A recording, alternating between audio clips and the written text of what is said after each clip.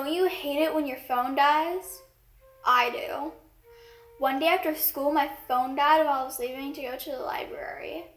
I had noticed a sign from my school, but never took the time to actually read it.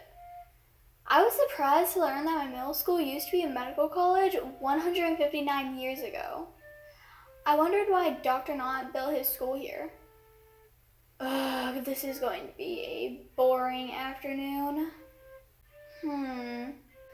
The U.S. Marine Hospital and the City Hospital.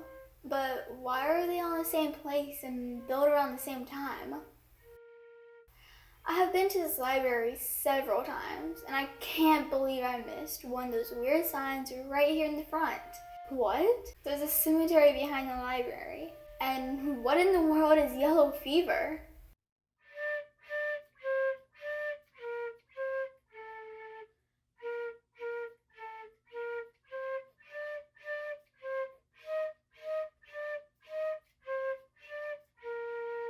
The books I found looked very old, maybe over 150 years. Yellow fever was a very mysterious disease in the 1800s, and it frightened everyone in Mobile. I had to learn more, so my search began. 23 women arrived at Dauphine Island on a ship called the Pelican in 1704. They were destined to go to the French colony of Mobile to marry the settlers. They will always be known as the Pelican Girls and would change the history of Mobile forever. The first case of yellow fever in this area was in 1704. A French ship called the Pelican came to the old Mobile settlement, and it was contaminated with yellow fever and ended up killing 40 settlers, 18% of the settlement, and that's kind of what led outbreaks of yellow fever for the next 200 years. Louise Francoise Leflevre, one of the Pelican Girls, died from yellow fever the day after arriving, making her the first casualty of all of the yellow fever epidemics to come to Mobile. The 3 stages of yellow fever. Stage 1, it appears to be very similar to the flu. You might have a fever, you might have aches and pains, constipation, diarrhea. So it can be mistaken for other illnesses. That lasts for about 3 days, and then there's a period of calm where you think you're getting better. If you don't recover in advance to the second stage, then that involves much more serious symptoms. You have this yellow complexion, you get jaundiced. You are in a state of collapse. You are vomiting up this substance called black vomit, which is a combination of blood and gastric juice from your stomach, and that comes in about the 4th day, and then on around day 6, the 3rd stage will set in. That's basically either death or recovery. Hospitals during this time were rare. Most doctors made house calls to the patients' homes and treated them there. This all changed with the yellow fever epidemics. The amount of patients that needed to be treated overwhelmed the few doctors, and they were not able to provide the care necessary for such a disease.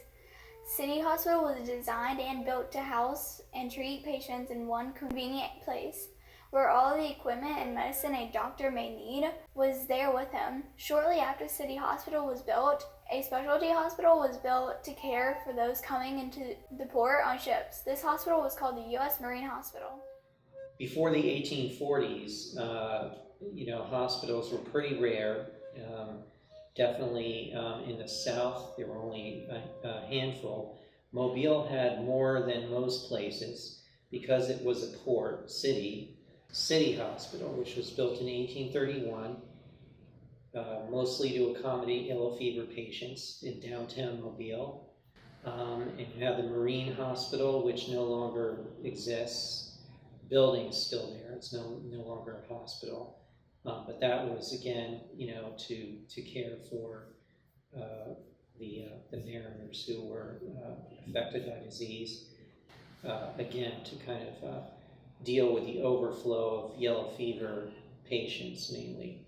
The worst year by far in the 1800s was in 1853, when 1,191 died between July 11th and December 16th.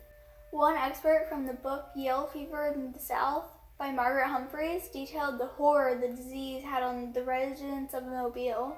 The peak of the outbreak was reached on August 20th, when the newspapers reported more than 250 deaths a day. Coffins were piled high in cemeteries. Swollen corpses bursted their castic lids in the summer heat. The streets outside the cemeteries were packed with Caucasians and mourners, and late at night the sounds of grave diggers working by torch and lantern light filled the air. Yellow fever had no boundaries. It affected the young, the old, the rich, the poor. Betty Hunter was a former slave that survived the 1853 epidemic. After she gained her freedom, she began a delivery service in Mobile. She did so well, she was one of the only African Americans to have her own house built. She was infected by yellow fever and died at the age of 27 in 1879. Henry Barnes Goldthwait, Justice of the Supreme Court of Alabama, was visiting Mobile, and he was infected with yellow fever and died at the age of 45 in 1847. There are thousands, and I mean thousands, of other examples. Dr. Josiah Nott was a renowned doctor who opened the first medical school in Alabama. He worked night and day trying to understand yellow fever. He was one of the first doctors to have the theory that the disease was transmitted by insects rather than from person to person. His family was not immune from the effects of the dreaded disease. Josiah lost 4 children in 4 days. In 1853, Edward, Emma, Sarah, and Ellen. In 1891, Josiah lost a 5th child to the disease, James. Dr. Josiah Nott was a very well-educated and prominent physician in Mobile. In about 1848, he developed this new idea about the transmission of yellow fever. He was thinking that maybe yellow fever was carried by insects. There were several epidemics, yellow fever epidemics. He lost 5 of his own children, so it was a very personal cause for him. He dedicated a good part of his career to studying yellow fever and treating people for yellow fever. William Crawford Gorgas was born in 1854 and was delivered by Dr. Josiah Nott. He was trained and worked with Dr. Nott on yellow fever and would go on to become a leading expert on controlling the spread of yellow fever and eventually become the 22nd Surgeon General of the U.S. Army. Gorgas. Dr. William C. Gorgas. Yes. He was born in Tomanville. He died in London. And many people did not believe what he had to say, that mosquitoes were the cause of the yellow fever. They believed that it was contagious from person to person, which is why the graveyards were outside the city limits. And then Gorgas was another physician who he was assigned to the Panama Canal Project. He was delivered as a baby by Dr. Nott. Was influenced by Nott's career and interests. He developed this new innovative system for containing yellow fever and malaria during the Panama Canal Project, which helped to stop the spread of the virus. I never knew just how close I was to so many important events in history.